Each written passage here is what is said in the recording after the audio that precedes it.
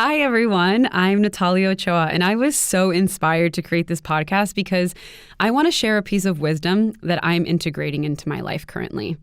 We all have the ability to create our own reality in which we can heal ourselves. Hopefully, through the conversations I'm passionately sharing, you'll discover the power of your own intuition. Hi, everyone. Yes, this is my wine glass. I am having a very, very special episode today. I am beyond thrilled to be bringing on three of my best girlfriends for a special edition of Red Wine Table Talk. We are going to be discussing love, relationships, empowerment, boundaries, and just everything that it means to be a modern artist and an entrepreneur and just strong-headed, empathetic woman in the world, and why it's so important to have this balance and understand what our dreams are and how we want to achieve them, but at the same time really talk about our struggles and the things that we have really dealt with in learning ourselves. And I think it's such an important thing to talk about authentically because life is confusing and it's your friends and your family that make it all okay because God knows your 20s are just, a roller coaster. So I'm going to bring them on. We're all in different parts of the country. I have my best friend Audrey from Boston, my best friend Jackie, she's living in LA, and my best friend Sarah living in Miami right now. So without further ado, here are my lovely ladies. Hello. Hello. Hi. Cheers. Cheers. Cheers. Welcome. I'm going to take a little sippy sip. So good. I'm so excited for this conversation today. This actually all started when I went to Miami over the holidays and I got together with Sarah. We hadn't seen each other in so long, with the pandemic. And then all of a sudden I was just like, boom, we have to have this episode. Like the conversation that we were having was just so juicy and so incredible. I was like, this needs to be known, especially because I have this conversation with all of my girlfriends, all of you guys, and So I'll actually have all of you guys introduce yourselves and say a little bit about what you do. Audrey, you can go first. Sure. Hi, I'm Audrey Tessereau, and I live in Shrewsbury, Massachusetts. I live in a little cottage on a lake, and I'm currently building up my own entrepreneurial business as an intuitive artist. I do a lot of different things from voiceover work to teaching yoga and meditation, and I just started giving tarot readings. So it's kind of a really beautiful and really interesting time because everything is shifting for me. And I think a lot of people can share that sentiment. But it's really wonderful to have these women and these kinds of people in my life to support me, especially in times like these when there's all this transition, but it's beautiful stuff. So I'm excited to be here and share some wine with you ladies. Yes. Sarah, let us know who you are, darling. Hi, everyone. I'm Sarah Crane. Thank you for having us, Nati. I'm from Miami. I'm currently in Miami, Florida right now. I am an actor and a choreographer. Before the pandemic, I was performing in a national tour, and then COVID hit and I was stuck in Miami. So I've pivoted like all artists have had to do. And I've been doing a lot of teaching guitar and dance and just trying to stay in line as an artist and continue to create while trying to make money and all of those things. And I've been with my family for the last year, which has been such a blessing during this time. One I don't think I would have ever had without this situation. So here we are. And yeah, Nati, when you said that conversation we got so deep, so quick, and it was like no years had passed, but we had grown up a little bit. So I'm so happy to be bringing this to fruition. Yes, absolutely. And me, Audrey, and Sarah are all from Miami, Florida. So we got our little chongalicious attitude and little hoops. But Jackie is an honorary Miamian. You wanna share? Hi, my name's Jackie. Well, you can call me Yuting, I'm trying to embrace that. I'm originally from Taiwan, And I actually moved out to Los Angeles 12 years ago. It's been a long time. So since COVID, I used to be a product specialist for auto shows. But because COVID hit, now I actually have time to actually, dive into what I truly desire to do, which is like align with my higher self, that I wanted to be a spiritual teacher, like public speaker. So a lot of like healing and all that stuff, like spending time with myself and doing all that. And truly actually going into styling because I love like arts and colors and all that stuff. So like all you guys said, it's a blessing this year. I also know that like compared to a lot of people, we might see like things that happen for other people that's, sad. But yeah, a lot of good things are happening, like we learned through this process. And I'm really honored to know all of you ladies because Nati. So I'm excited. Yes. Well, I brought all of these ladies together simply because we have one thing in common. We are highly empathetic. We are highly intuitive. We are headstrong. We know what we want and we know how to go after it. And we are just such strong, powerful women in the way that we represent ourselves in the public. But at the same time, our true nature is feminine and our true nature is love.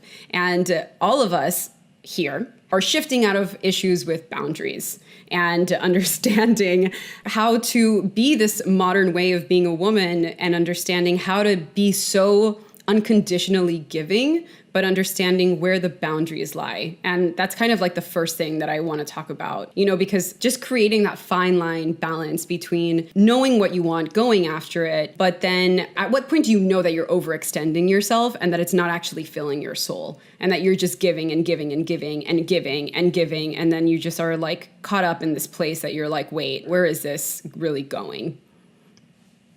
Audrey, go. No. I was going to ask, are we talking about specifically in love, in work, in everything?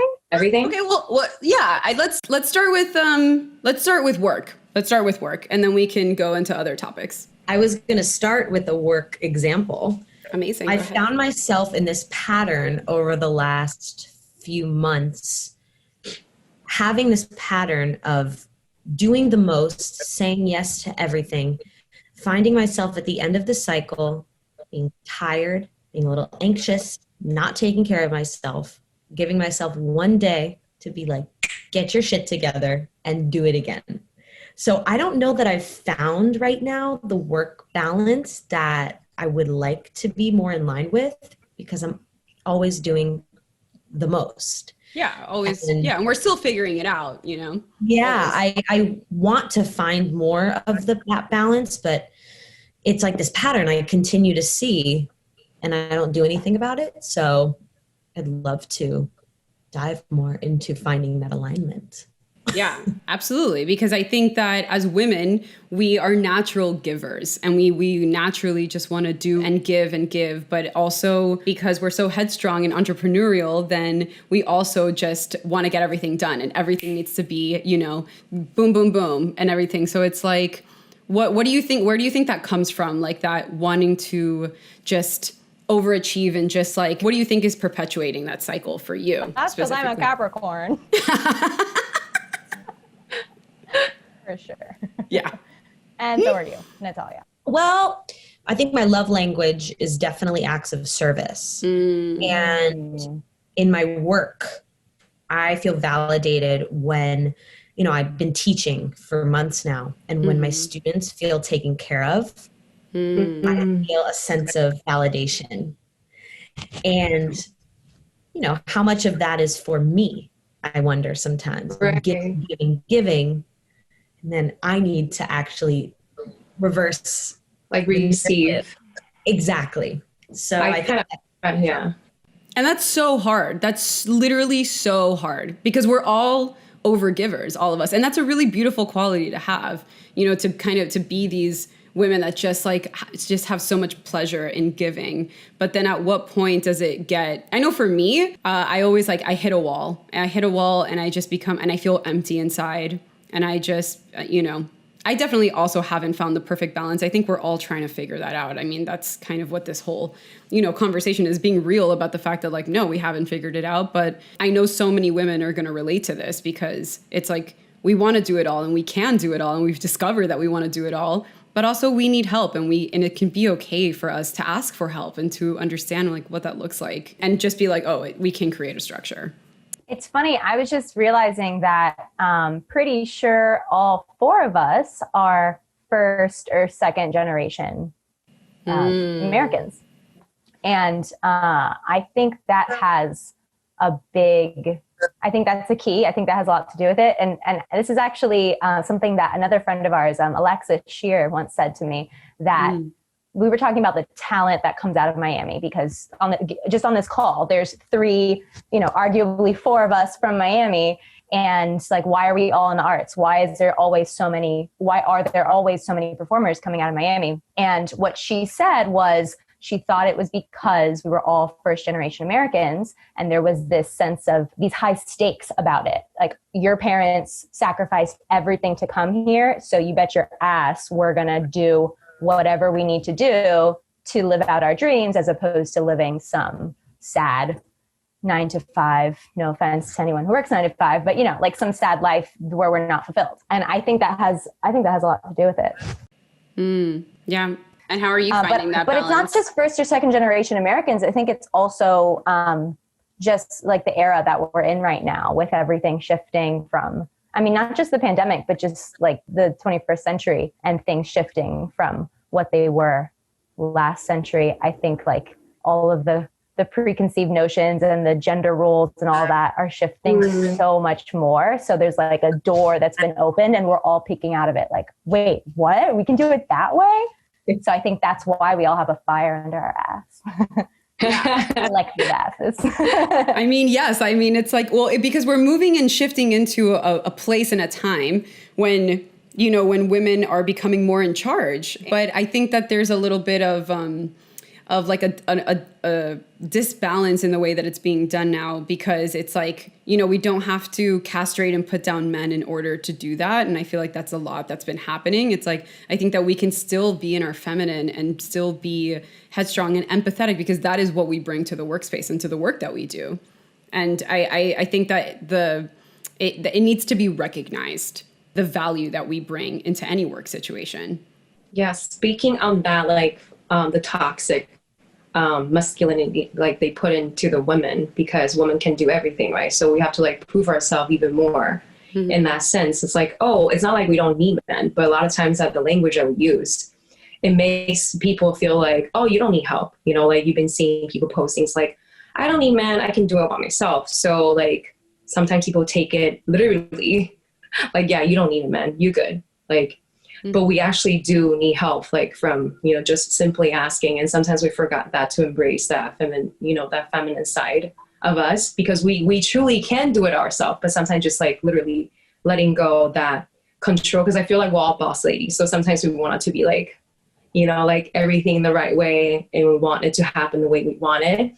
So sometimes we forgot to like let go and relax a little bit, be like, other people can take care of this too. Like we can like breathe and like being that element. Yeah, because ladies, do we need men? Oh, hell yes. Yeah. Oh my God, yes. Absolutely, 1000% yes. Men, you are so needed. It's so, I always find myself with such, like the pendulum is so swinging one way, where I'm like, I don't need anybody. But then I'm like, I need. In fact, not even just would appreciate, you know what I mean. That pendulum swings, and it's that middle ground of letting it come in, not judging it. Life, work, love, balance. That's, I feel like, the golden nugget for that a little bit. Absolutely. Yeah. I keep thinking about the word overcompensate because of what Jackie was saying before. And it's like, now that we can kind of, do our own thing as women in this society, we are taking it so far so as to overcompensate for all of the, being pushed down that has accumulated over the last century or whatever. And it's right. So unfortunate because I don't know if all of us do this, but I know Nati and I for sure have been studying like feminine energy and the deep feminine. And there is like so much to be learned from history, like ancient history, and the roles when gender roles first became a thing. And there was a sense of honor and a sense of worship when it came to like what men were good at and what women were good at. It was just, there were just different times. I'm probably also saying this because I've been watching a lot of Outlander lately. Actually, I was just watching before we started this, so my head is there. And there's just this like beautiful thing when a man is a man and he does the thing for the woman, the strong thing, and a woman is a woman and she's being worshipped and she's being recognized for the things that she's good at too. Like this idea that I think is being shed, but this idea that was around for a long time of how like women were the weaker sex when it came to like, and examples that they would use were things like giving birth. It's like, are you kidding me? Like, do you know how much strength strong a woman is to be able to do that? And I feel like that's where it's a joke, because I think a woman is so strong to be able to be pregnant and give birth. And the idea of her then needing a community and needing help to bear the baby, to have the baby, to raise the baby, that does not at all lower, the fact that she did all that work, because she's like, as far as I'm concerned, way up there in terms of strength.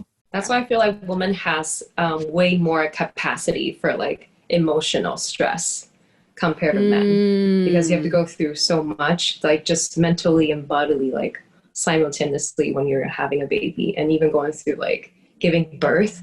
Like that's insane. Yeah.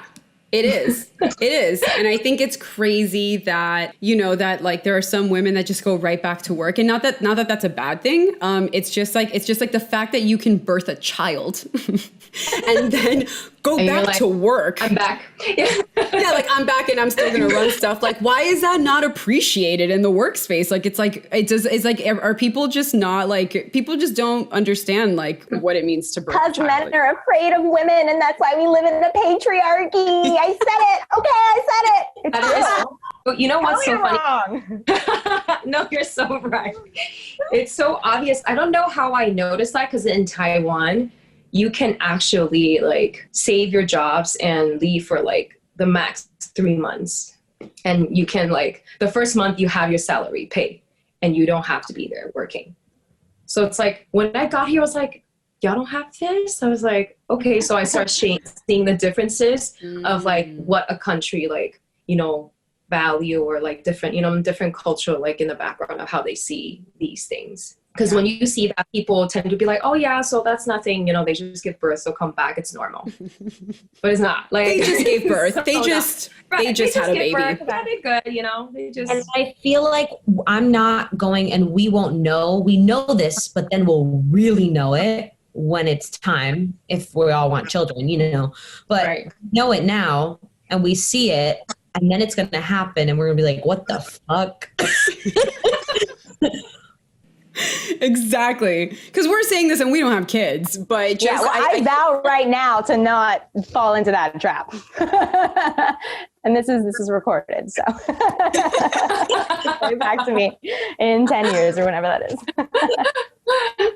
But yeah, I mean, I think that what's being called for right now is this balance of understanding that we need the masculine, that we need men. They're so needed right now, and appreciated, because even though we're so headstrong and I don't know if any of you can relate. I know that like with my family, it's like, oh, but Natalia can do everything. So she doesn't need help because Natalia's got it. Like Natalia always figures it out. Therefore, people see me and then they're like, she doesn't need help, so they don't even ask. Do you guys ever deal with that as well? Yep. Yeah. Your first question was like, where are you? Like it was a boundaries question. And I was trying to think of specifically with work and the job that I just quit, that I was considering a placeholder job, nice way of saying, like survival job or what have you. I was working for a dude who I love very much, and he's a dear friend, but I was working for him and his small business, and it was his home office we were working from. And it was a very intimate situation because we were in his home and we would, cook together and talk about our personal lives and all this stuff. And it's kind of a perfect example of what you just described, Nati, that it's like he saw me as invincible because I was able to organize everything for him and create everything for him and do all the marketing for him and like everything. If there's something I didn't know how to do, I would figure it out because I'm a superwoman. I don't know. But I definitely noticed that there was this disconnect where he kind of saw me as invincible. And then when it came to things that like everyday life things where I'm not invincible and yeah, I need help with this or that, like he didn't, there was a disconnect. He didn't understand, like, what do you mean you need money? Like, what do you mean you're not making enough? Like, are you kidding me? Like, I live in a really expensive city and it's 2020 and we're in a pandemic. Like, come on.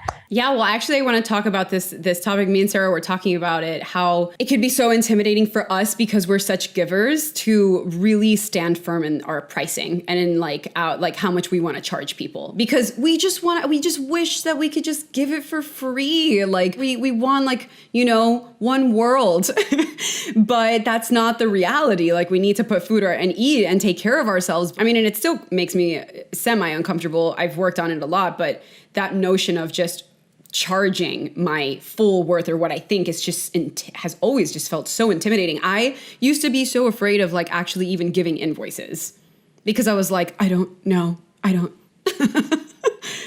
Yeah.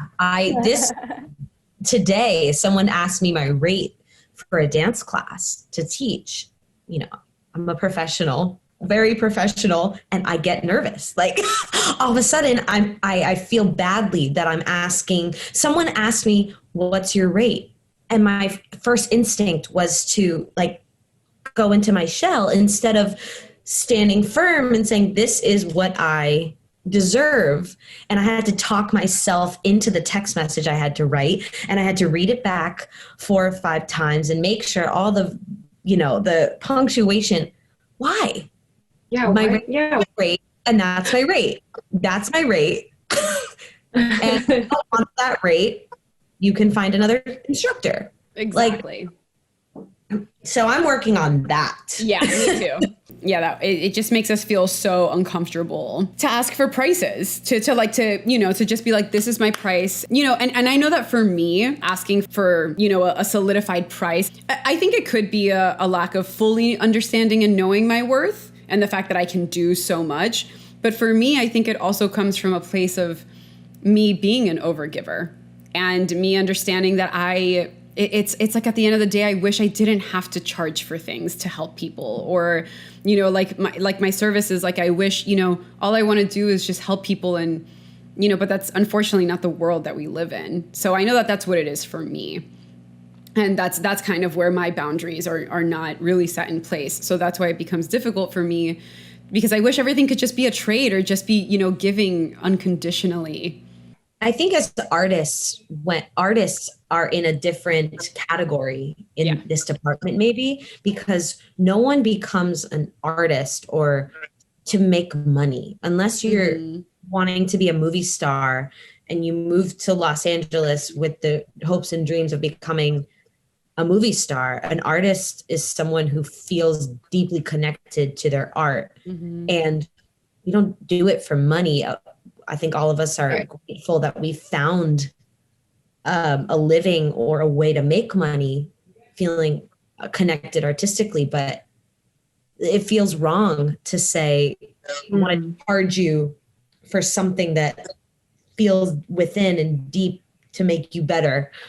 Absolutely. Absolutely. But at the end of the day, it's like we have to feed ourselves. We have to create a life for ourselves. And, it's we have to be able to charge and to understand what that is and say it firmly and not be afraid. Going back to like you were saying how like being an artist, like no one thinks to charge it because it's like, oh, just artsy stuff. Like where I grew up, it's like, oh, art, you can't make a living of that. They'll laugh at you. Like, oh, you want to be an artist? Oh, you're not going to make money. That means you need a second job. So it's it's not a thing for people to actually think about. So you will even think that, oh, maybe I shouldn't even charge because is not an actual way of like collecting income until like you were telling me like, no, like, you know, you need to know your worth. And that's why I'm learning too, all that, because it's just so unfamiliar to ask for something that the world doesn't recognize, right? Like still shifting into that. I mean, you have to know, because if art wasn't worth something, then why has it been around for as long as... And like the painting and the museum charge you for like thousands, billions of dollars. And it's worth what you think it's worth. So I think it really is. So many women that are artists and from all different realms, I've had this conversation with. How we all, not we all, I don't want to speak generally for all art women who are artists, but more often than not, most women I've spoken to have all felt like, why am I asking for money for this? And then we always go to the conversation about, but if a man was doing his job, no matter what it is, probably feeling fine to ask for the rate. Absolutely. And I a little trick that I use, and when I was just like having a lot of meetings and things like that, I sometimes when I would be scared to send an email or like scared to put myself out there, I would just be like, what would a man do? Like what, literally, like I would sit down on my computer and I said, would a man just be like, oh, like you were saying with the text, like look it over 5 times and like make sure that everything is fine, and just like call a friend and just be like, okay, how does the tone sound? Like, does this sound okay? Guys, don't fucking think about this shit. Right. Like, what if my old boss didn't even write full sentences. He used to email me just being like 10 a.m. my house. Like, there was no like please arrive at 10 a.m., you know, blah, blah. He was just like 10 a.m. my house. Like that was it. And it's like, if they can communicate like that, like, why do we feel like we have to apologize? Why do we feel like we have to be overly sorry to just be like, oh, I'm sorry, I'm giving you my rate right now, or, you know, this over apologetic energy. I think it goes back again and again to the conditioning, because we live in a patriarchy. That is, I believe I am helping it to come crumbling down to the ground to be built back up as something else. But I really feel that that's why. A long time ago, the grandmother was honored. She was basically in charge of the village in terms of wisdom, in terms of respect. She was revered, you know, the older woman, the older women. And it's like... I think that because maybe men feel more intimidated because we're coming so strongly in the workspace and just kind of like demanding and pushing and just being so aggressive as women in the workspace. And this is my perception. It's not right or wrong, but I feel like men are feeling more intimidated, and they're not, and their intimidation and them not feeling fully welcome is making them not see and understand the true value of a woman.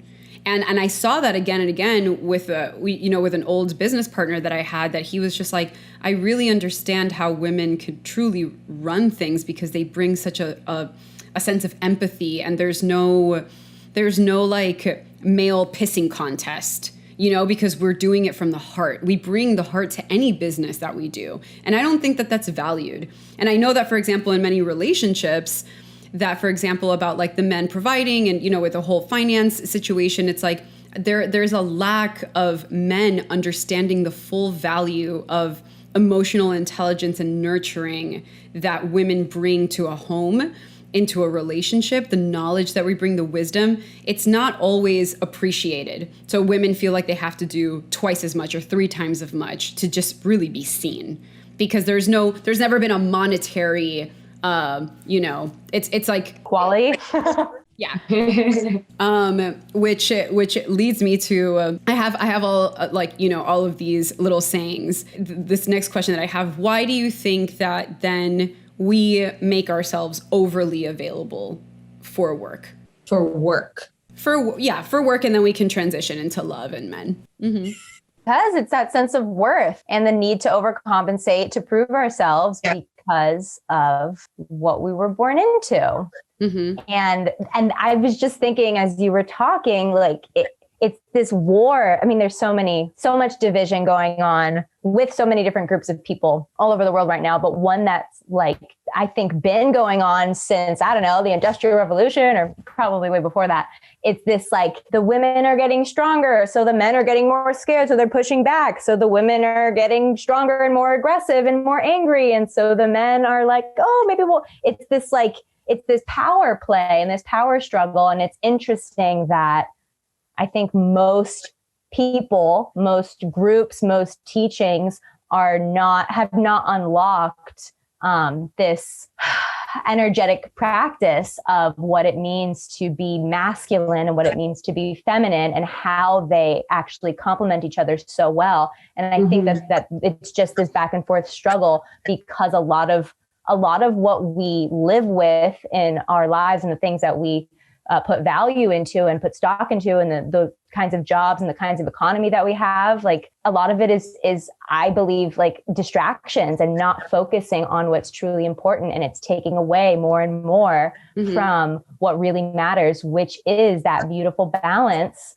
of energies that creates beautiful balance in the home. It creates a sense of love and a sense of openness, whereby you have people coming out of that. You have a husband, a wife, a wife, whatever. It doesn't matter what the gender is. It's just the energy. When you have a happy family and you have children being raised in that kind of environment, then you have just better people who are going to be better in society. And then there are going to be other people seeing that. And next thing you know, you're suddenly going to have communities of people who are, once again, happy and balanced. And there's just less fighting because there's a deeper understanding of self. Yeah. And well, what do I know? Yeah. Well, I know that for a really long time, it was really hard for me to say no to any job opportunity. You know, I didn't understand how to create boundaries in the workspace at all. You know, especially as an entrepreneur, I like, it was just like, oh, you need me? I got you. You need me? I like, yes. Before I even asked myself, am I actually available for this? I would always just say yes. And without even taking the time to like think if this is a viable option to me, just because it was like, I'm so grateful for this opportunity that I just said yes. And I think that that's also really imprinted in the female way of doing business, of just making yourself overly available. And it's like, it's okay to say, hey, I'm not available. Like it was impossible for me to say I'm not available.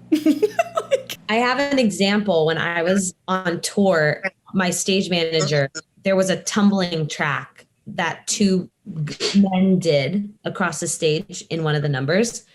And both of the guys were injured. And the stage manager knew I could tumble. In the middle of the day, like right before call time, she called me and was like, hey, Sarah, we need to fill this track for a couple nights.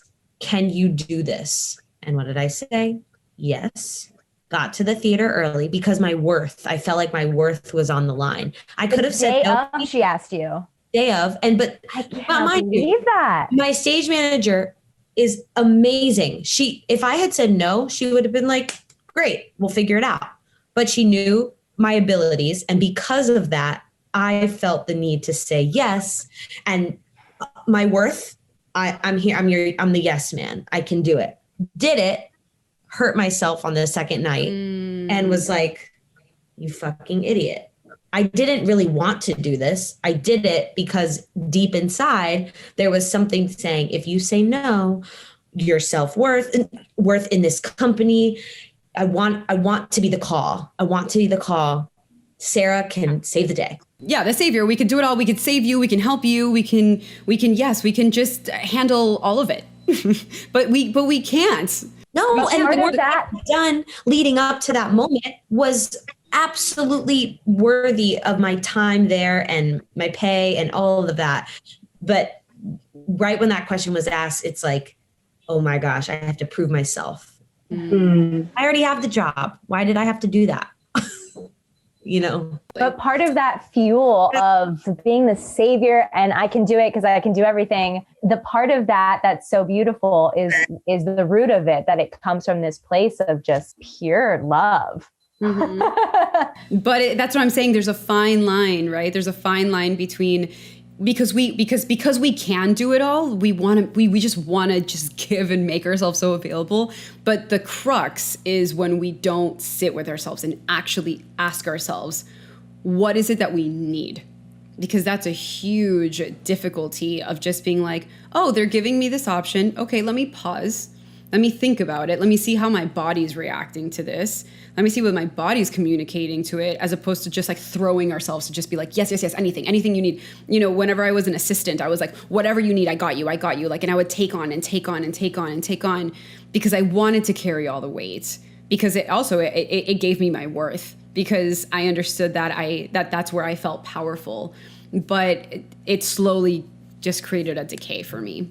Yeah, and that's saying yes. It's like when you don't say no to people, it's not like they're purposely like walk over you. Because I do notice that when I at work, people will like to switch shift with me, and I'll be like, yeah, it's okay, I can do the late shift. So people always come to me, and I'll just work like the late shift, and people's like doing, you know, scheduler days and having their days at the time that the shift they want. And I'll be like, yeah, I can do this, I can do that. And eventually they just think, well, you know, Jackie will do it because she's nice. But like that becomes the fine line, like you were saying, that people kind of just think, oh, they'll go to her because she's going to say yes anyway. It's not like they, you know, purposely walk over you. Exactly, because we allow it to happen, right? We allow it to come into our lives. And if we just say no, and it can be done respectfully, like Sarah, I'm sure you could have just been like, you know what, actually, that's something that I can't commit to right now. Like, I'm sorry. And they would have been like, it's like your stage manager would have been like, of course, no problem. Or just be, or even negotiate. Oh my God, negotiation? To me, I'm like, what is negotiation? What do you mean negotiate? Negotiate what? What is it? I take what I'm given. Mm-hmm.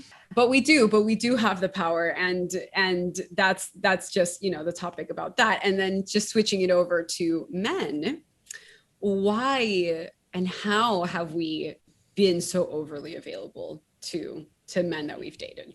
Let's talk about I don't know. No more. Let's talk about that. Let's talk about sex, baby. And me. I think it's deep. Everyone is different, but I think for women who experience, I'm putting myself in that category, being overly available, wanting to do the most acts of service, it comes from childhood and the way I was raised and the way I was given love and the way I give love, and the savior. Again, it's almost parallel to the work, being the savior, being superwoman. I want to be there for you, for your thoughts, for your feelings. I will show up and I'll be the best version of myself, and maybe even push away the parts of myself where I need help and healing to serve you, because it's how I'm conditioned to love. Which is so beautiful, right? And it doesn't make any logical sense to think like, why do you have to be any different? However, it seems like when we come from that place, because I've been there so many times, we're just so overly compassionate. We understand that if someone's not going, you know, if a potential partner that's interested in us and just isn't, you know, fully their fullest potential, we just want to cheer them on and be for them, and it's not valued. But at the same time, I continue to put myself in a situation where I was like, no, like I will see this through. I am loyal. And I will change this person. No, we won't. It's not our fucking job. No. It's not your job. Right. Not my circus, not my monkeys. Yeah, I don't know. I'm done doing that. I don't behave like that anymore. Do you think we'll that's talk about the shift? I mean, in detail? Please. Oh, yes. We got this wine here. Okay, here we go. The wine is here. So once upon a time, I was on this little hamster wheel, and I was going in circles and circles and circles with the same people, making the same mistakes, allowing the same bullshit into my life over and over. And every single time I fell for it again and again, because it was disguised enough to look ever so slightly different from the last guy or the last situation or the last bullshit that I didn't recognize it immediately. And I got trapped in the fucking hamster wheel again. And so the last hamster wheel, I was in this really complicated open relationship, and it got really dark, but it didn't seem dark. It seemed like oh, it's just complicated and it's okay, we'll work it out. And it's kind of sweet and mellow. And let's listen to some like blues music that's like not depressing at all. We're not depressed at all. Really, it was very sad and dark and depressing. And the people I was involved with, they were not facing a lot of the shit that they had put themselves through and hadn't dealt with. And they were essentially trying to like drag me down into the mud with them, unbeknownst to me, unbeknownst to them even. They were so unaware of how much was going on there. So that's like, you know, as much detail as I care to give about that. And something happened. I think I was talking to Nati. Sure, I was talking to Nati about it a lot. And some little detail just clicked in my mind that made me recognize, oh my God, this is the exact same thing as the last guy, as that last situation. How did I not see that? Oh my God, no, I'm not falling for that again. And I somehow just like wiped my hands of it. I stepped back, I like slowly was taking slow motion steps back, kept facing it as I was stepping back so that I could like, you know, like see what was going on and make sure no one saw me walking out the door, like, you know, metaphorically. And when I what was that thing? What was that thing that you were experiencing that you had to say no to? Like, what was that trap that you were in? Well, essentially it was sitting there fixing someone else's problems, sitting there dating someone's potential and trying to uncomplicate a very complicated situation that I didn't create in the first place, that had existed long before me, will probably exist long after me. And I have so much pure, clean, clear love to give. It's just being wasted. It's not even wasted. It's being sucked out of me by energy vampires, by an energy vampire. That's over and over. I love that term, energy vampires. So I saw it for what it was, and I slowly backed out, and it just like, it hit me, the visual of what this actually was hit me so clearly that I sat there saying, okay, I see it this time, and I am not falling for this again. No way.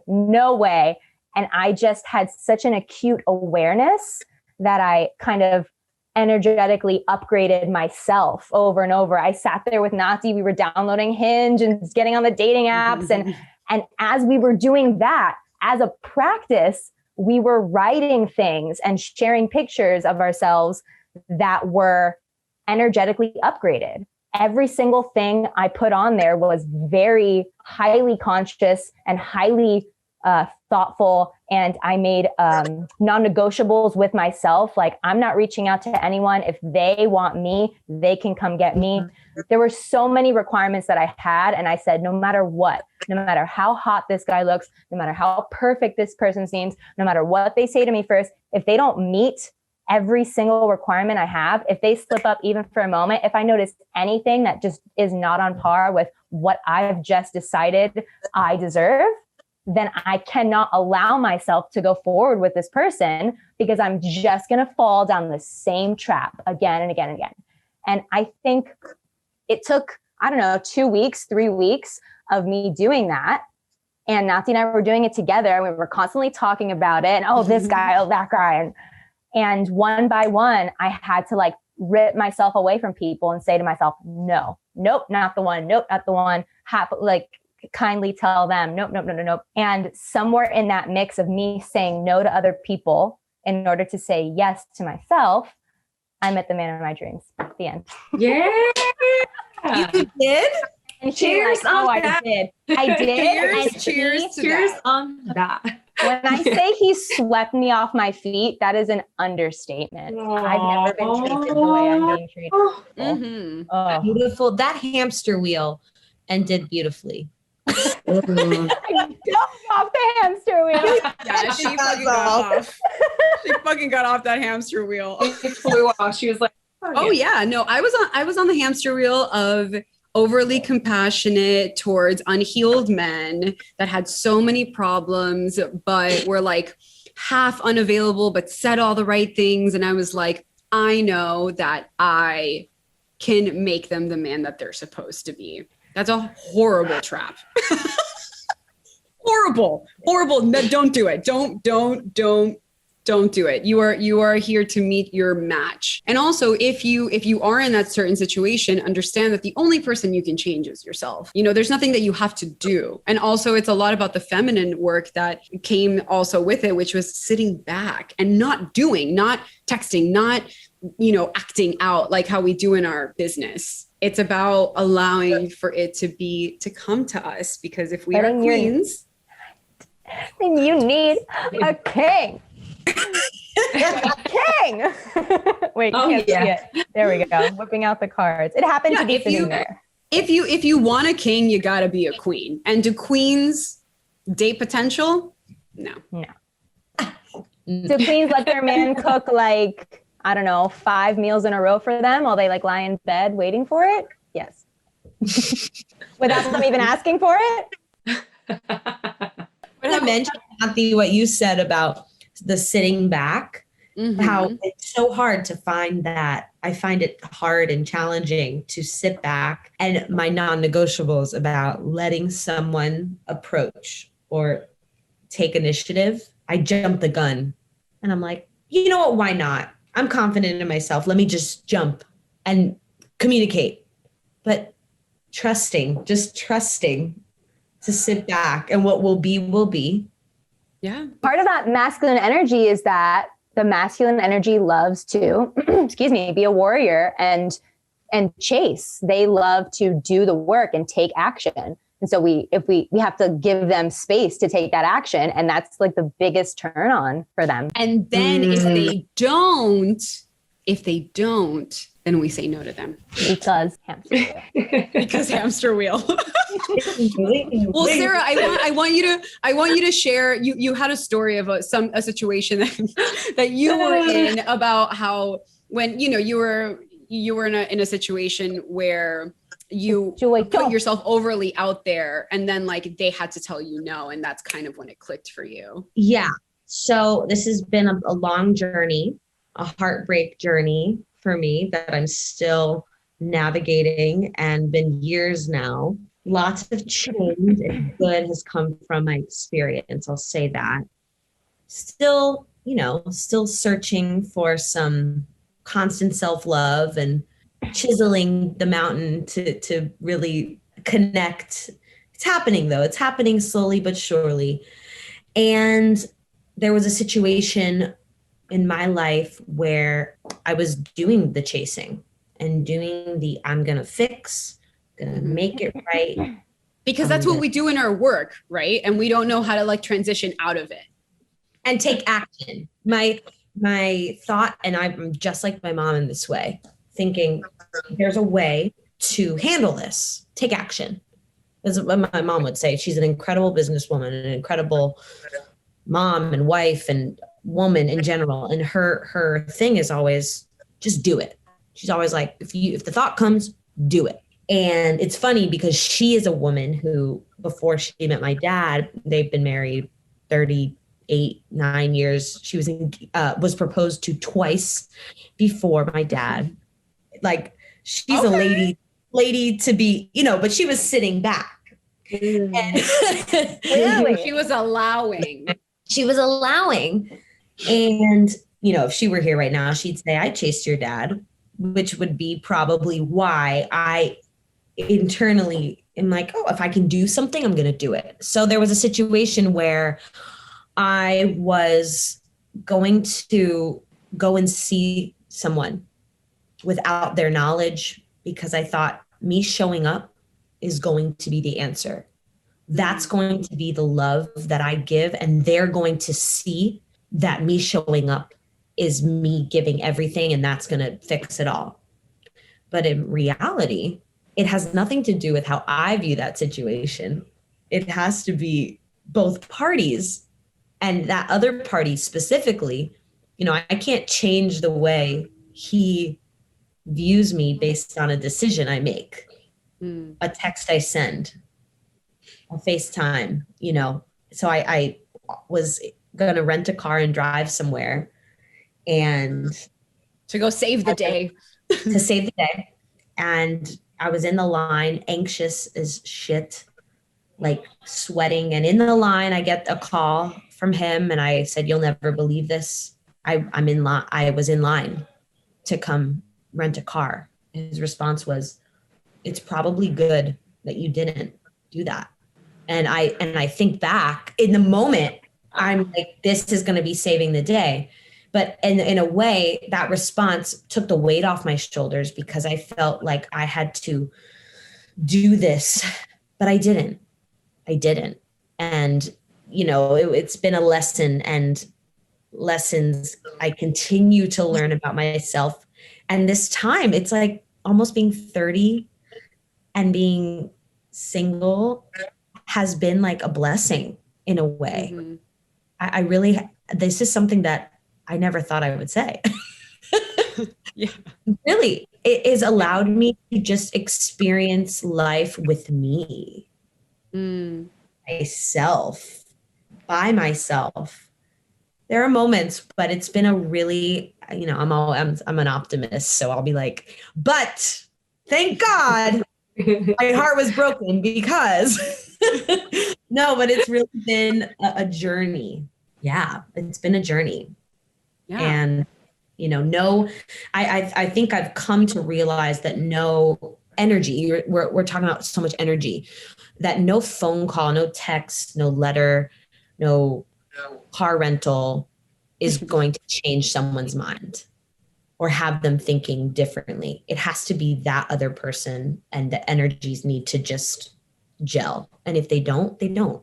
Yeah, and be okay with it, and be okay with walking away. I did the same thing. I was in love with this guy, and I got on a plane to go see him, and it was just like me doing all the doing, and the I'm here, and I'm here for you, and I give all of myself to you, for someone that's unavailable.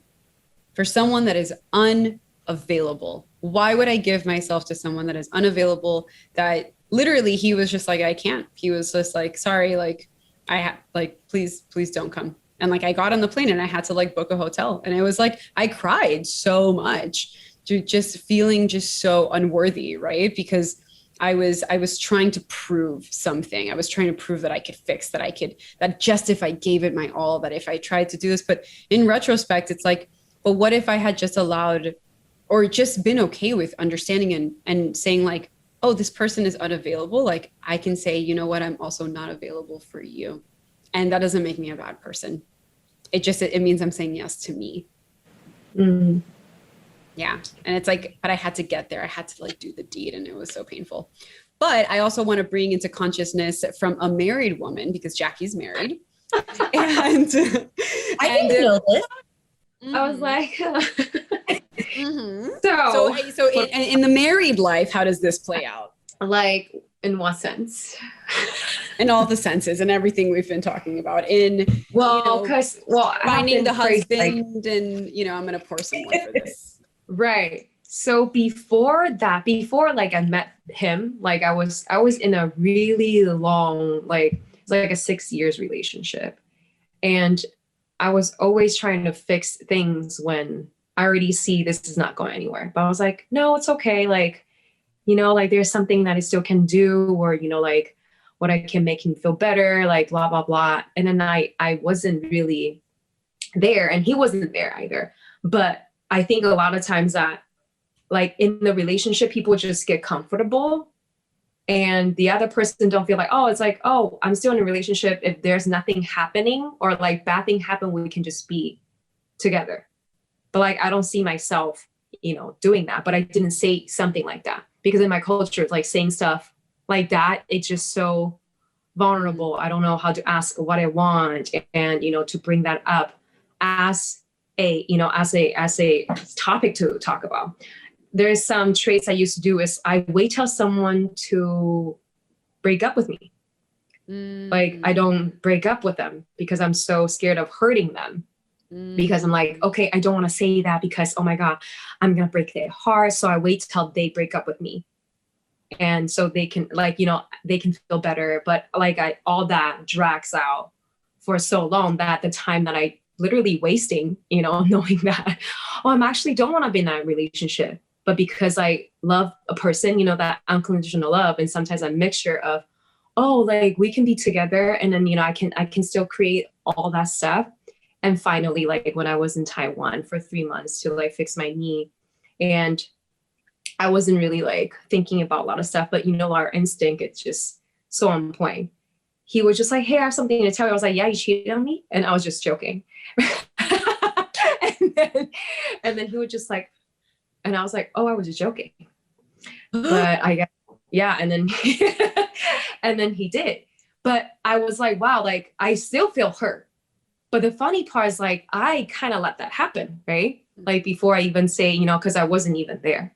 So I never really blame on him, like, even though he feels so bad. But I was like, you know what, like, I talked to myself, like, you know what, that's, you at least you're with someone else. And he felt deeply like her, like he hurt me and blah, blah, blah. But I was just like, I didn't tell him all this, of course, but that finally finished. And that's why I was like, I'm always having this pattern of knowing something is not what I wanted, but I kind of let it just happen. And that life happened, yeah. And I was like, okay. And then they don't seem to appreciate, right? They don't seem to appreciate you to, to like make changes or like know where you, like what you wanted. So I keep seeing that I'm being with men just like the same type, like, and then up until like 3 months, 3 months, I was like, I'm going to go home, to Taiwan. I'm like, bye America. And that's where I met like, my husband. Like he left a note on my car, which is really movie scene. I don't know how that. Oh my God, can you please share? Oh my God, can you please share that story? It's so romantic and it was so fun. Okay, so it's still like, okay, so we were driving by each other, and literally like when I drove by, I was like, oh, that guy's cute. So I drove by. I was like, well, just some guy that passing by my life. So I was peeking back with my back mirror. I was like, oh, he's parking on the street because I live in that apartment building next. But that day is the only day that I didn't park in my parking structure. I was like, I'm so lazy. Like I was working 9 to 5. So I was like, no, I'm just gonna go in. I get my breakfast. I was in my sweats. I was like, okay, no, like pass by. I'm not ready. I'm not seeing anybody, right? So I went, I find a parking spot and he's still there. And then like at that point, we kind of know we're like checking each other out. Like, so just checking him out and he was looking at me. I was like, okay, but I don't want to run into him because we're walking the same direction. He was going to go on the North Hollywood train station and he's walking the same direction while I'm going to my apartment. I was like, no, I'm going to wait. So I waited in my car. I was like, oh my God, this guy's taking forever. He was literally, well, after that, I know he was like, intentionally pretending finding stuff in his car. But before that, I know, just like, oh my God, it's taking forever. I need to eat my breakfast. Like at that point, I'm over. I was like, I don't want this like encounter. I don't care. Right. So I got out and I go complete opposite way of where my apartment is supposed to be. So I pretend to go the other opposite way. So I had this corner. This is so silly. I had this corner waiting for this guy to leave so I don't have to run into him. That, I feel like I was not in my best self. And now seeing back the story, I'm like, why am I, like now I'm loving myself a lot more. I'm like, fuck it, right? But before I'm just, I'm going to hide. So I peek to see if he left. He literally stayed at the corner confidently. He would just like, his sunglasses was like, oh, he saw me looking back at him. He's like, okay, confirmation. And he left. I was like, what the fuck was that? So all day, it was so funny every time I tell the story. So all day I was just like, this is such a weird like encounter. I was like, whatever, but I'm leaving. But I was like, oh my God, like my heart just, feels weird. Like, thinking about this cute, whatever that happened, like today's event, right? So that night, like me and my girlfriend would go to Hermosa to have some drinks, like hang out. And I called my girlfriend because as I'm walking out to the car, I was like, hey, I'm going to get there. I was like, oh my God, you're kidding me. I was like, no one else has had the fucking parking ticket. Why the hell I have a parking ticket on my car? And I was pissed off. I haven't even take the paper up. I was just like rambling. And when I got there, I was like, oh my God, fuck this shit. I was like, oh no, it's not a parking ticket. I was like, it's a note. It was like this giant note, like pink, like a receipt. So he wrote it on there. And then I was like, I didn't even think about like the encounter, but when I saw the note, I was like, oh, no, it's not going to be him. And he literally wrote like, hey, and very confidently, he was like, hey, I'm the guy you were checking out and I was checking out you. Like, I was like, okay, all right, there you go. Like, I love it. I know. And then he's like, please like call me sometimes or text me like my number. And then the thing that got me was the PS, I'm sorry if you thought this was a parking ticket. And that's what it got me to text him, because I was like, I'm not available for a relationship. But I was like, that's a big thing. That was just like, make my heart just, goes a little. I was like, I texted him. I was like, hey, this is Jackie. And I really did thought this was a parking ticket. Thank you. Hey, this is Jackie, period. Yeah. Like, who is this? So yeah, and then the next day we he texts me, we start talking. And then during that dating process, that's when I start saying like yes to the things that I want and then no to the things that I cannot accept. Like, because I know everybody have different like boundaries. Like I just can't, because I think everybody has a different relationship with their friends, right? But at that moment, he does has a lot of female friends, right? But in his world, it's okay for females to stay over and sleep on the same bed.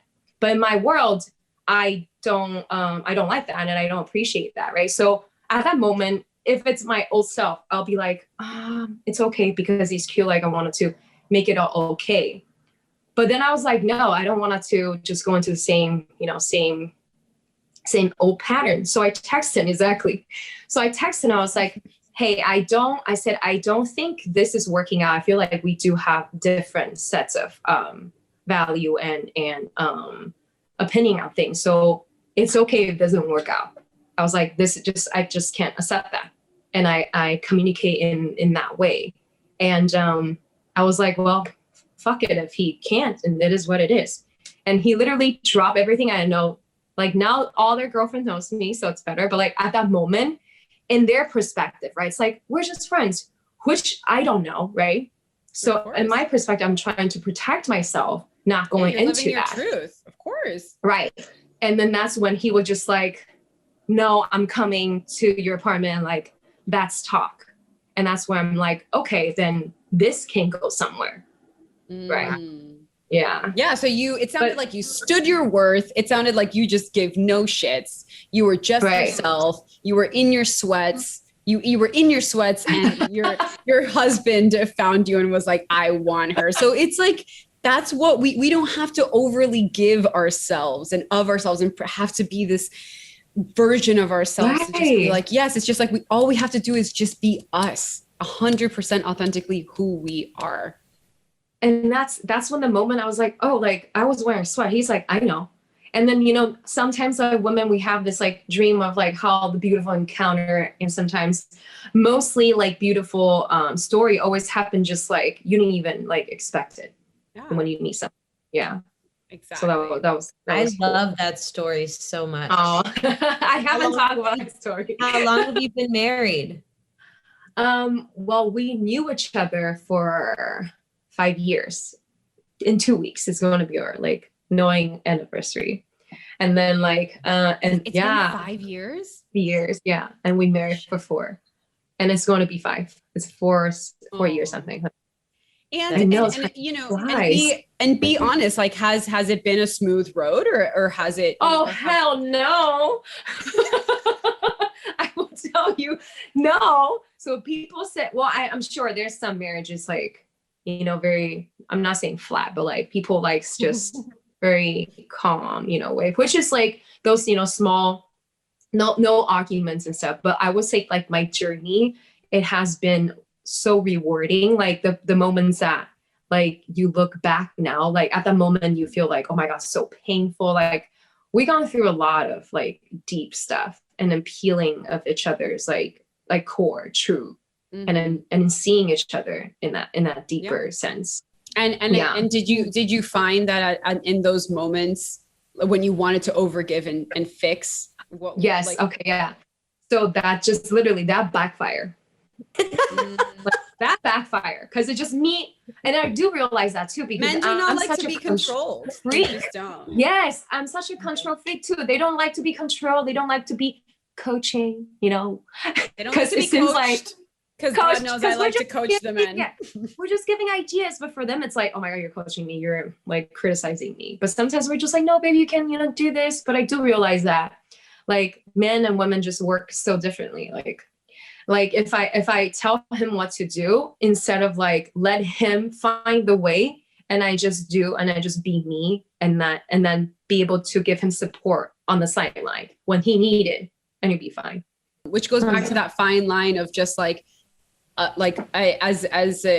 role in a relationship is not to fix, it's not to mend, it's not to control, it's not to criticize. Right. It is just to be that unconditional love, right? And to come from that meet place. People where they're at. Yeah, and meet people where they're at. It's so refreshing to hear from, Jackie, I don't know how old you are, but I'm 30, going to be 33. Like I have a few friends who are married, and even people that I know who are in long or marriages.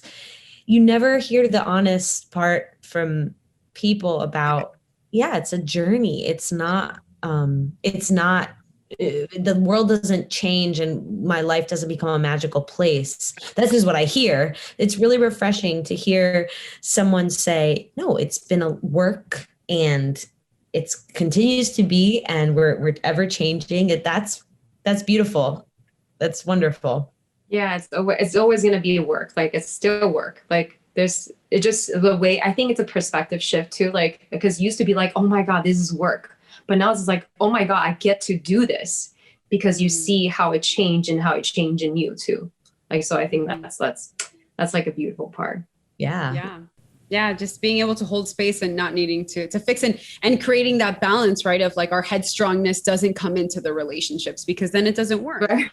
At the end of the day, we're still romantic. We would still want to be swept off our feet just because we're headstrong and we can do all the things and we can execute and run board meetings and whatever. When I am with a man, like I just want to just like be the girliest girl ever and just be taken care of and protected and all those things. Right. It's like, yes, absolutely. I got it. But like, I want to be taken care of. I got it, but and also learning how to ask when you don't even need help, but you're like, hey babe, can you do that? And then they feel that they can't do that for you. Like men also needed that, because a lot of times we can do everything, just like we said earlier, but it's like that sharing that capability of like letting other people to carry some weight for you, and then they feel also be seen. But like that's powerful.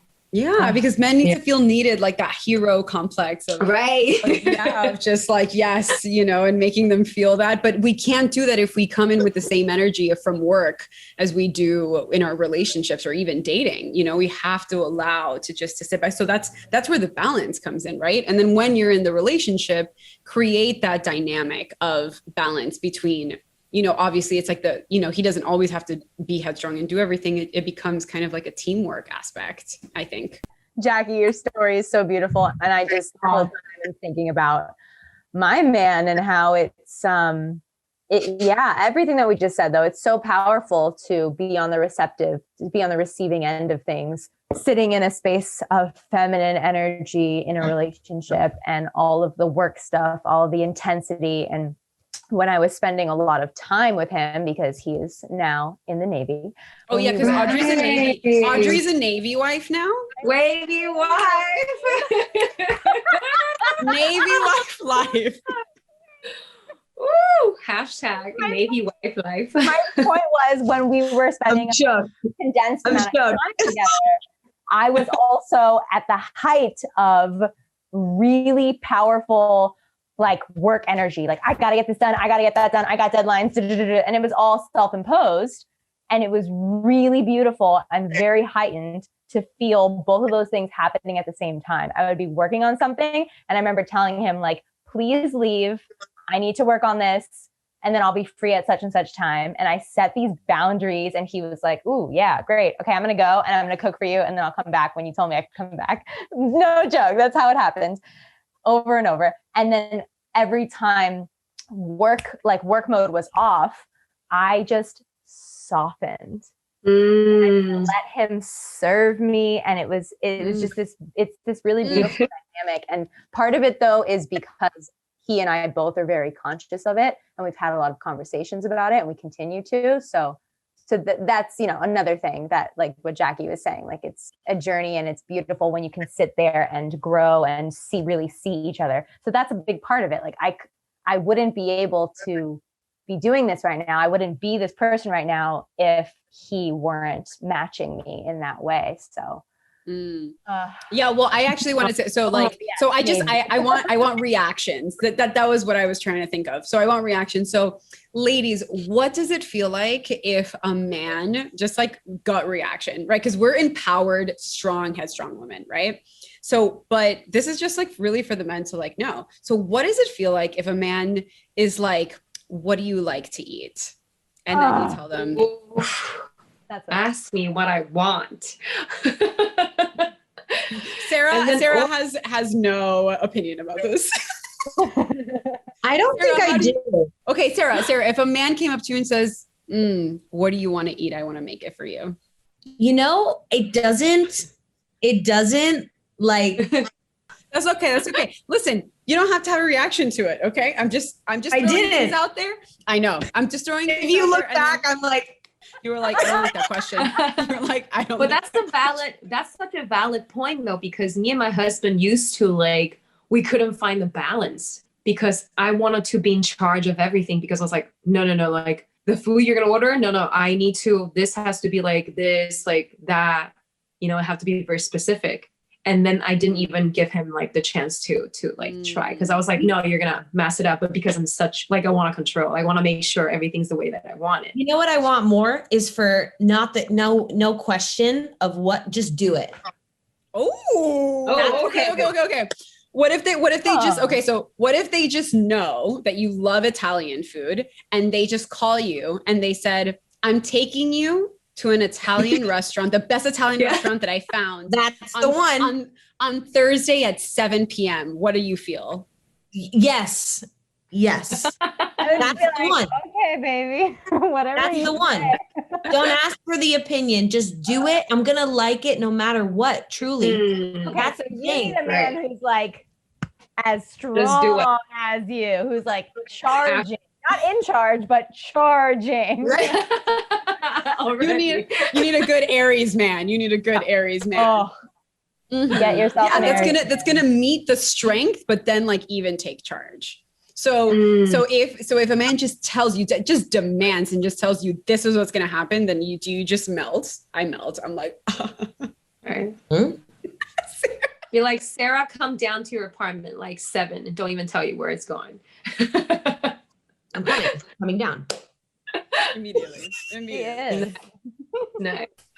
What happens if okay, I'm curious about this one. What happens if when this person shows up, when this man comes up and just so forcefully just takes you, when he brings you your favorite flowers, what do you feel? I love that.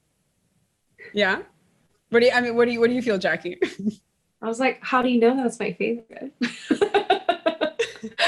was like, how do you know? Does it make you kind of just like become like all soft? Yeah, I'll be like, let me get my sexy feminine Jackie. Mm-hmm. And what about when they open the door for you every time you enter the car? Oh wow, my God! And then the chair thing. Oh, the chair. What about when they pull out the chair? Oh, that's rare. I have one that's similar. That is like the biggest turn on, and over and over and over he does it. We're walking along the side of the road. There's not a sidewalk. And he just like pulls me in, switches sides with me, is holding my hand so tenderly, but so firmly, doesn't say a word, is just like instinctually with his body language saying, I got you, you get over here. So like, I got you. And it's like, oh my God. It's just like so safe and warm and fuzzy and all the things. Yes. Yeah. Okay. So yes. How about when you are just feeling so emotional and you just fucking let it rip in front of him and he just looks at you and loves you and stares you in the eye and gives you a hug until your shoulders relax? Oh, You feel so seen and so understand. Like And he that. doesn't try to fix anything. He doesn't try to No, fix it. yeah. He just holds you. That's perfect. Oh my God, give me goosebumps. Me too. Right? Men, if you're holding listening, me right now. men, if you're listening, Wow. listen. Please. Listen. So even Listen, Linda. Listen. even the most headstrong women, we want this. It's in our nature. We want this. What's another one? I'm trying to think of like other ones that are just so that just make us completely melt. When they text you, reading your mind. Ooh. Or just text you, period. Like, you know, you're sitting there and they forget text, fuck text. They call you because they want to hear your voice and they want to communicate clearly, not with the wishy-washy bullshit of, they call you, they listen to you, they tell you, hey, this is what I'm feeling. How are you? I want to make plans. They make clear, concise plans, and then you see them in a few hours or in a day. Oh my God. Wait, I actually have a really good one. How would you feel if your man remembered when you were getting your cycle? Oh, wow, that's a big one. If they pay all that, Nazi. I did. I stole it from Outlander. Oh my God. He literally beautiful. No spoilers, but they're like standing there and he's like, you in the bed, or like, how, like, we know, I know you're pregnant. How long have you known? And she's like, just a little bit. How did you know? And then he was like, wow. I know that you haven't gotten your period in 2 months. And he was in the middle of a war. He was in a war. And she was like, you noticed that I didn't get my period for 2 months. And he's like, yes, I've been keeping track. You kept track? And he was like, yeah, of course. Like, she's his life. That is a lover. Can we talk about James? James. Have you guys seen Outlander? Has everyone here seen Outlander? Oh, you guys have to. Outlander. It's on Netflix. Yeah. Yes. And then, okay, let me think of another one. How does it feel if, how does it feel when your man says, I want to be synced with your calendar so I can know when you're available? So hot. I just love scheduling. So that's just a huge change. Anything that keeps me organized. Oh.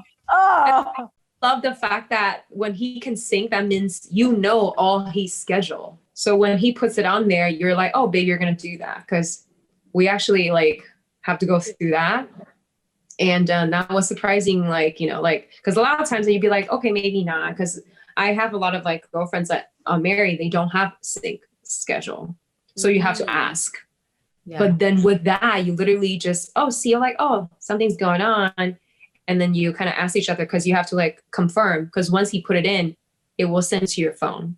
You have to confirm it and you will see it. So that's like really, really cute. It makes you feel prioritized. Right. Yeah. I think information that you're a priority, you know? That you're always in the know.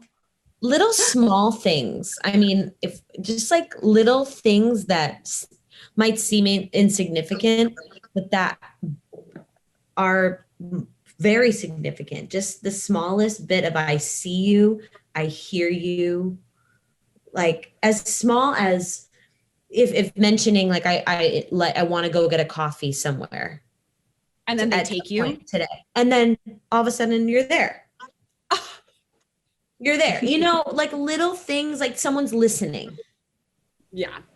You know, they're paying attention. If you just randomly say one day, like, oh, I love red lipstick. And then as a gift, they give you red lipstick and you're just like, little. You remember just the little things that just like, it's just attention to details. It's really about listening and being in tune. We want to be in tune with. Because you know how women communicate really different than guys. Today, if you're cold, you will be like, oh my God, I'm cold. You wouldn't say, can you close the window? And that's how a guy would say, can you close the window?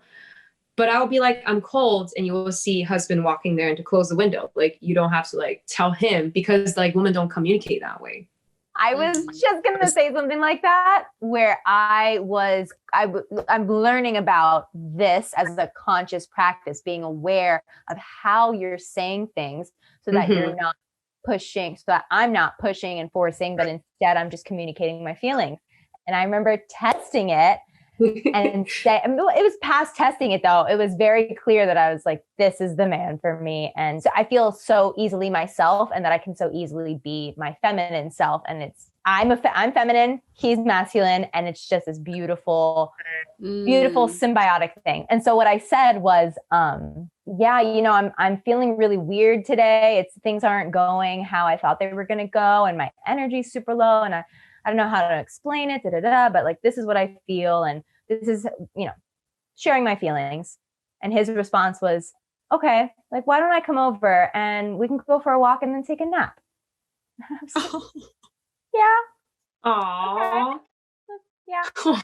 That sounds great. I'll see you soon. Okay, great. See you soon. It was just like, he solved it. This is how I feel. And he just solved it. And even so beautiful. There's probably like 1% of me in that situation who wanted to say, oh, but I want to be in control and I don't want to go for a walk. I want to go for this or whatever. But instead I was okay, yeah, you know what? I'm gonna trust you. And the fact that you're coming back, like your response to me is trying to solve it, and in such a sweet way with so much effort.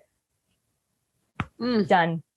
Yeah. How would you feel? I'm like on this like rant. How would you feel if he just like showed up and literally just like looked you in the eyes, asked you, how are you? And then just hugged you until your shoulders relaxed? The best. That would make me shake and shiver. Yeah, I would be like, I want that to happen every day. Just every that day. one simple question. Yeah. Just that like, one simple question, just how are you? And then mean it. And then they're actually listening. And then they remember, and then they follow up like days later and asking like, yeah, that thing that you were talking about, like how like, is that okay? Are you still feel? No. Listen. It's not that hard. It's really, these are all the secrets to a woman's heart. It's really not that hard.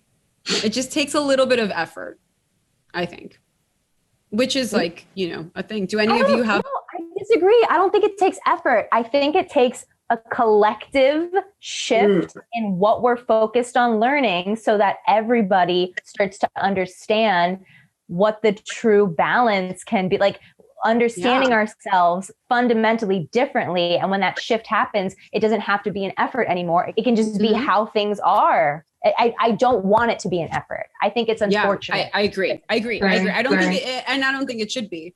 And how would it feel if just a man goes down on you, eats you out, and like loves it, just like he wants to pleasure you, and like, oh my God, and then say, let me, like, you don't even have to ask, and he just goes down. Wow. No, you don't even have to ask. He just ask.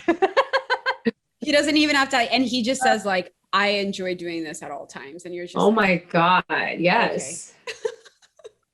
Yeah, and then make sure that you're comfortable first, because a lot of men like, well, oh my God, when they grab the pillow and put it under your head for you, right. Make sure you're comfortable and everything, like all you need. That's it. Oh my God, it's the little gestures, it's the seeing you in all aspects of the relationship, but of course when you're naked and you're intimate, oh my God. Yeah, it's the attention to detail and making sure that you feel safe. That's huge. That's huge.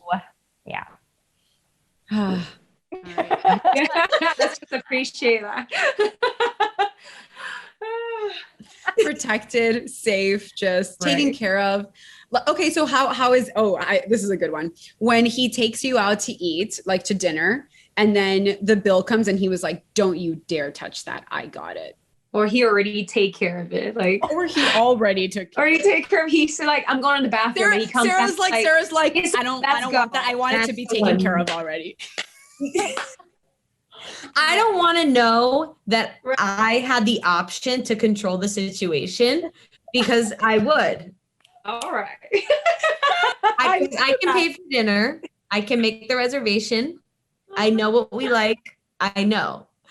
I could plan it all. But if I don't have the option, and it's just done. Oh, that's the relax. Did you guys hear that? Did you guys hear that? It's just done. It's not even talked about. It's like it's done. Aries. I guess that's a personal problem that I'll have to be diving deeper into. I don't think it's a problem. I think you just I think that's a problem. Aries, man. You need a strong fire. Yeah. You know what? You send them my way. All right. There's Yeah, men like absolutely. that No, out there. Oh yeah. 100%. That Yeah. will literally just be like, I got this. Like you won't even know. Like it's. I mean, Sarah, I think you actually just put up the standard. I'm here just being like, let's leave it open as an option. But you're just saying No. like, it needs to be taken care of before I even know about it. Because if I have the opportunity to think about how I would do it, or I don't know. Totally. Listen, I agree with you. If that's even hotter. If I arrive somewhere and everything is just already taken care of. Yeah. Right? He just come back from the bathroom, say, let's go. You're like, hold on, but Let's go. you know, yeah. Let's go on to the next adventure. I got Let's babe. go. No, Sarah, you just brought it up to a whole new level. Absolutely. And then if we feel like that, what would we give in return? How would we show up, to that dynamic? With everything. Everything. With everything. I mean, Specifically paying the bill and taking it, having it all taken care of. Everything that I've mentioned, if all of this is done, how and we feel so relaxed and we feel just in our feminine, how do we show up? We show up grounded, loving, unlocked. We're not bitchy or perceived as bitchy. We're not complaining. Judgmental. We're ready to give the same nurturing energy back that men love about women in the first place. It's just everything becomes really in flow and symbiotic, I feel. I agree with that. Yeah. Full self. I mean, ready to show up 100%. 100%. We will definitely love sucking your cock. 100%. Oh, 100%. 110%. 110%. and I will pour to that because it's like if you just want to be pleased like the entire time, like just do those things and like we're yours. Like you can have your way with us. Putty in your hands. Yeah, and we'll dance for you and we'll do all the things. Yeah, you will see a flower blossom just right before your eyes. Yeah. Yeah. In many ways. Oh, many ways. Oh yeah. Well, I hope that you have found this deeply insightful into the mind of a woman, and if you're a woman or a man, can gain from what we're talking about in this evening as strong, empathetic, forceful, and empowering women. This is the truth of who we are, and this is our reality, and these are the things that we're going through as 29 to 33-year-olds in this time and age. So I really hope that you enjoyed what we spoke about and take it forward and express it and continue to spread this message so we can create this symbiotic energy balance that we're all deeply seeking. And drink wine while we do it. Absolutely. Cheers. Thank you, ladies. Oh, she's done. She's done. Cheers, ladies. Cheers. Cheers. Unapologetically women. Yes. Oh, yes. Yes. Unapologetic women. Definitely. Absolutely. Absolutely. Yes. Amen to that. Love you Thank guys. you. Love Thank you guys. you so much. Thank you so much for joining. If you found this podcast enlightening, please like, subscribe, share, and follow Power of Your Intuition _podcast on Instagram. This is available on Spotify, Apple, and YouTube, and you can join my newsletter at nataliaochoa.com.